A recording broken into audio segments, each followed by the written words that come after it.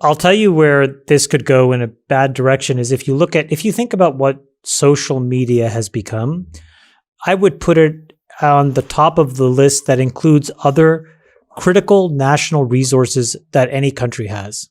So, for example, if you look at in Bolivia, as it turns out, Bolivia has incredible access to lithium, right?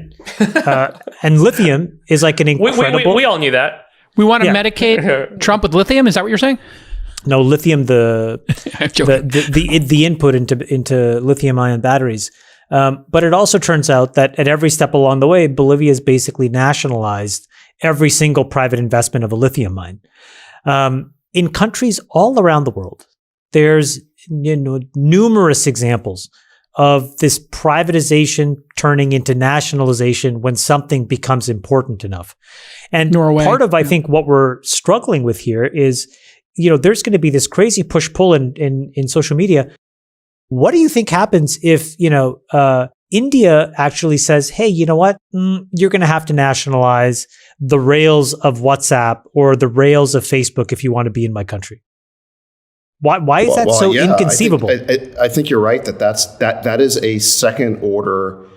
That is a second order consequence of censorship that nobody even thinks about. You have the leaders of many countries across the world using Twitter as a channel. Do you think they are now going to want to rely on that, given that Twitter can censor them at any time? They're going to hand that lever of national power to Jack Dorsey? No way. They're going to look at this. I mean, not even Jack Dorsey, David. Somebody in like the bowels of the user access group. Some rando VP someplace is going to stop the president or the prime minister of a country in communicating to their people. It's not possible.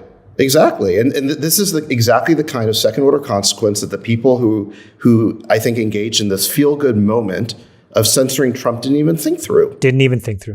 This is exactly why the best solution would have been a temporary pause on these accounts to let the dust settle. Yeah. But any of these completely fundamental decisions that you can't go back from, what is the technical difference between saying it's banned forever and it's banned for 10 days today? Technically, it's the same decision. Difference. Yeah. But exactly what David said, you feed into this emotion, just like the people that stormed the Capitol fed into their emotion. And then you wake up the next day with this hangover and you realize to yourself, what the fuck did I just do?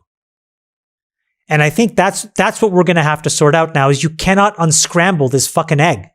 Because irrespective of whatever happens in the United States, there are 2 to 3 billion monthly active users, daily active users on these products. They all report to different people. And none of those people that they report to are Jack Dorsey and Mark Zuckerberg.